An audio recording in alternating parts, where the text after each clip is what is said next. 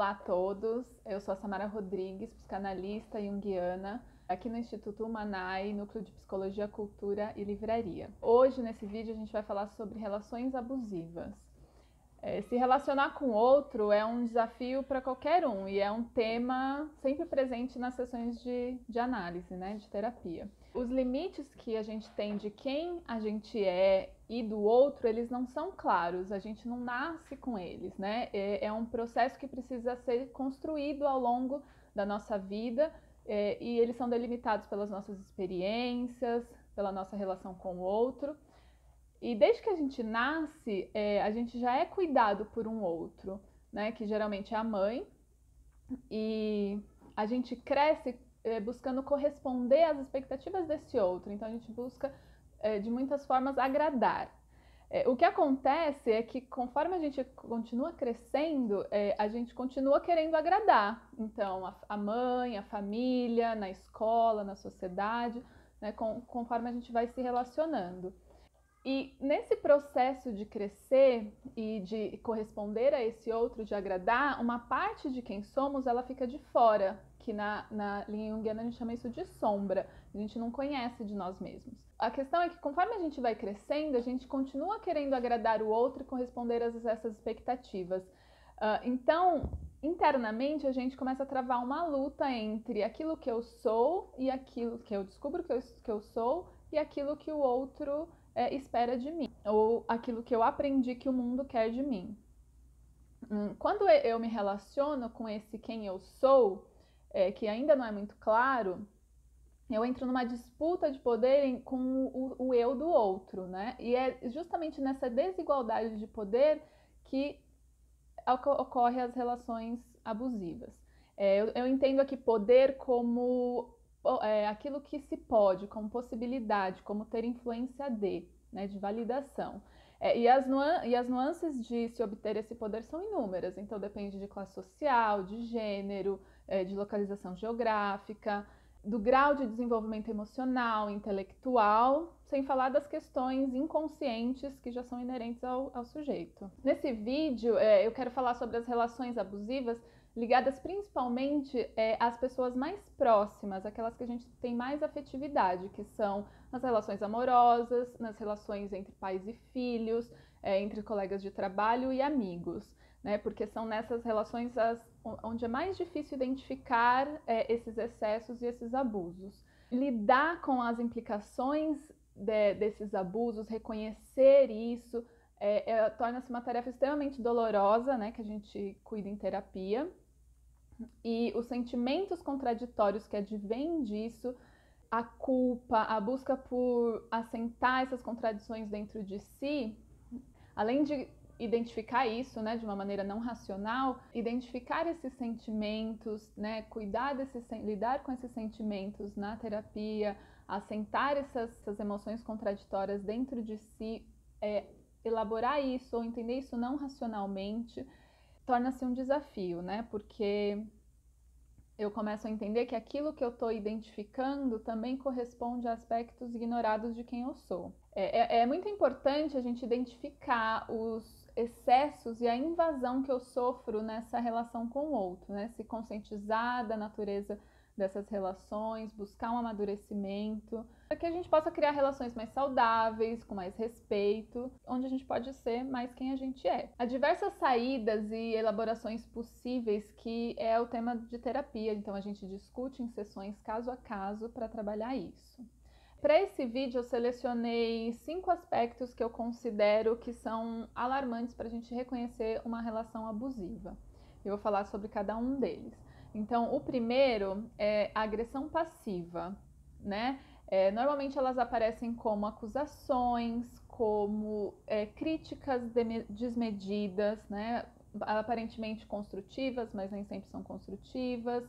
Quando você é constrangido pelo outro ou na frente de outras pessoas, a pessoa te diminui, te humilha e muitas vezes isso vem com um discurso de isso é pro seu bem, vem de maneira velada e é difícil de identificar.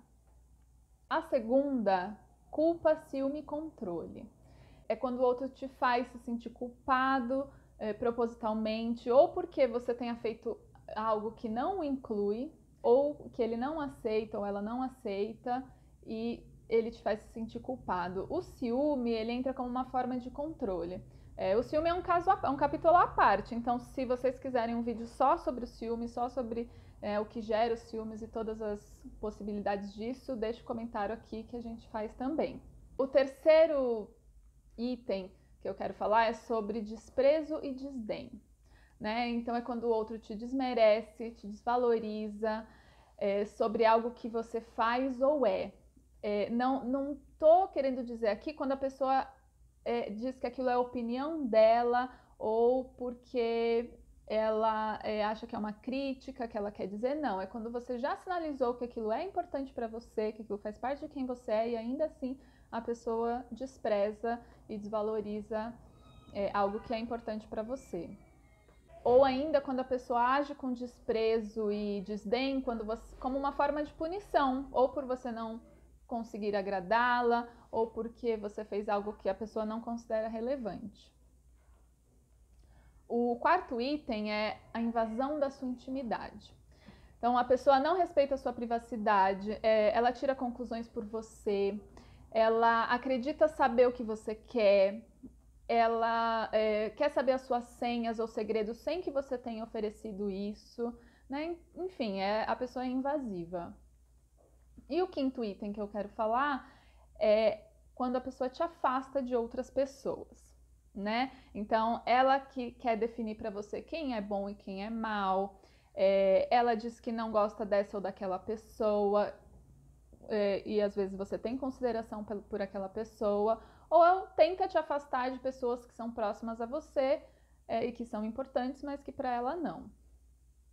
Bom, eu queria ressaltar esses 5 itens, mas além desses a gente ainda pode citar chantagem, destruição da autoestima, pessoas que invalidam seus sentimentos, falta de diálogo ou comunicação na relação, diferentes tipos de controle, né? A gente falou de controle, mas tem controle financeiro, controle de lugar que você vai, com as pessoas com quem você fala, a roupa que você vai usar, tudo isso é uma atitude abusiva.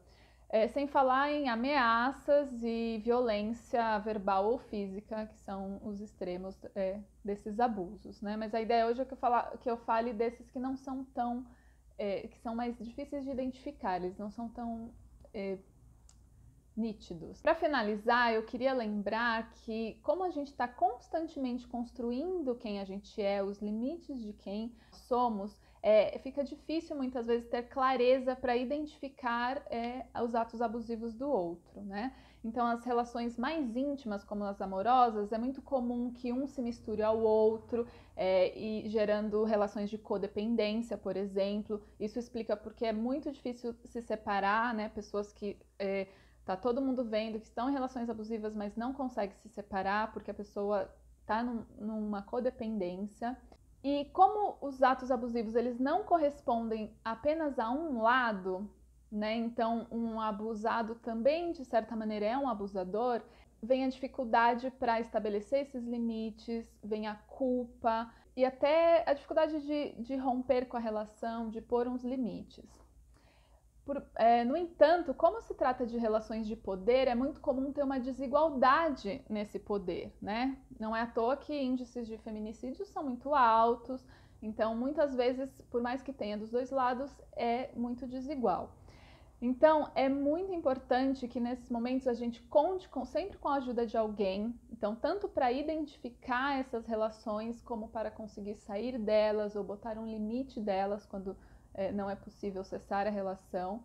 Uma vez identificadas essas relações, a despeito de como isso vai se dar na vida real, o embate psicológico que se trava dentro de si é quando você vai precisar encarar tanto os seus abusos internos, inclusive o abusador que está dentro de você. Então, nesse sentido, o processo terapêutico, a terapia é muito importante. Se gostaram desse vídeo, deixe um like, se inscreva aqui no canal e teremos mais vídeos. Compartilha com as pessoas que você acha que é importante saber dessas informações e a gente se vê no próximo vídeo.